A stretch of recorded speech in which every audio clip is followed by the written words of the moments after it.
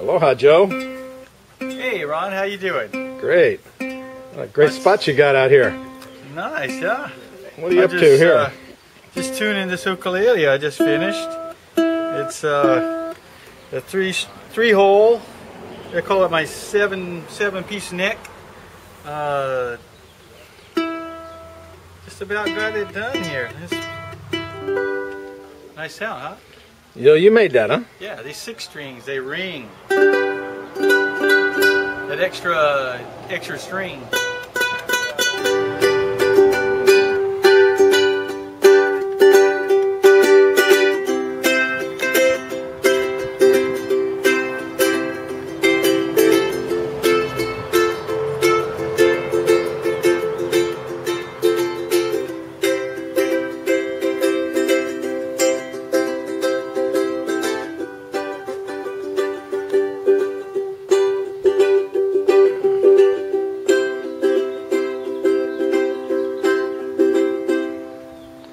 Well, playing it's one thing, making them's another. Yeah. Show us how you do it. I'll show you. Yep, these are all the ones I've made. Actually, this is my very first one. This one's made of mango. This is also a 6-string, 3-hole. I kind of like that because I think it has a brighter sound.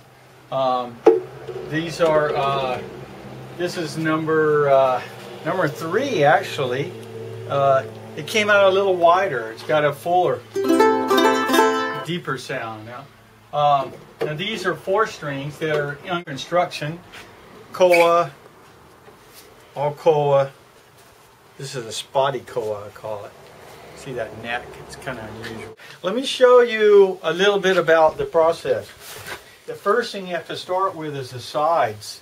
So after you've got your pieces cut at about this size and about that width and that thickness, by using this heating iron here, we'd heat this up and it's hot, just like an iron. And then on this iron, you just work it in the shape you want it so that it fits this mold.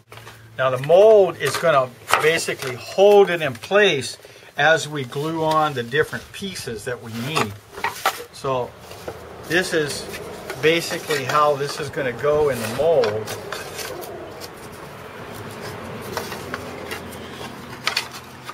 And then it gets clamps to get it very tight, and so that you get the perfect shape of what you want here. So once you get it clamped in, you're going to end up with the shape and perfectly the size you want it. Now this one already has the front piece on it. This is the side that's going to have the hole with the saddle, and the neck's going to be connected here. So this is still in the mold, and as you can see, we've already have the bracing in the bottom or the top. This is going to be the back, and if you look at it, you can see a slight curve to these braces. The back of the ukulele is going to have a little bit of a curve to it. May give it a little more volume, a little more bassy sound to it. This will be glued on pretty quickly. Well, this is our glue up bench over here, Ron. Generally, this goes on, and when we go to glue this top on, we're going to get a series of clamps around the side to clamp this down as it glues. This is glued up a very rough version of the neck. This has a 10-degree angle cut on it. It actually looks like this when it's cut. Then these 2 pieces are put together and you end up with a 10-degree angle neck. Now this was one piece at one time.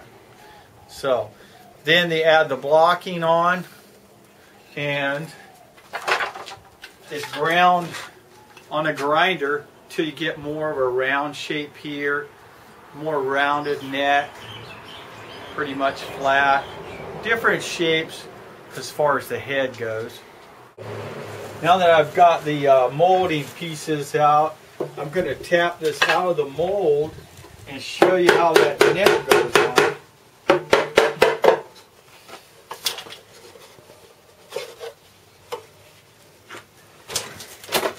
This is a gluing frame. Basically, often this is the way that the top and bottom gets glued on, and then when we get ready to add the neck is lined up here on the long part here. This is lined up here when everything's nice and straight. We got clamps here, glue here. Glue this two pieces together, and then it comes up looking like this. Still in the rough stages, but a lot of the work is done once that neck is put on. A lot of the accurate work, as far as a nice flat surface, is just what you're going to get when this is glued together.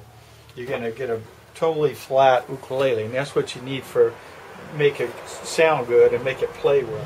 And the next thing we'll do with this ukulele is, once we have the neck on,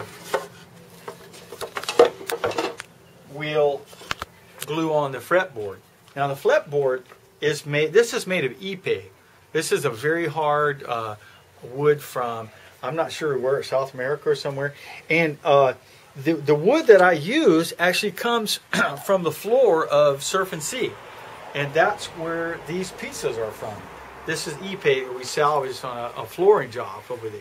So once you've glued on the fretboard, then the saddle is going to go on. Now this is a very rough one. This is what we were able to carve out of it. This is a hand carved saddle. The grooves are cut into the nut to allow for the strings to lay in a precise pattern. As you can see, this is a 6-string. Then you tune it up, and that's the kind of sound you can get. If you're lucky. Sometimes, it's not really luck. It really is a matter of being good at it. And the more you do it, the better you get, just like anything else.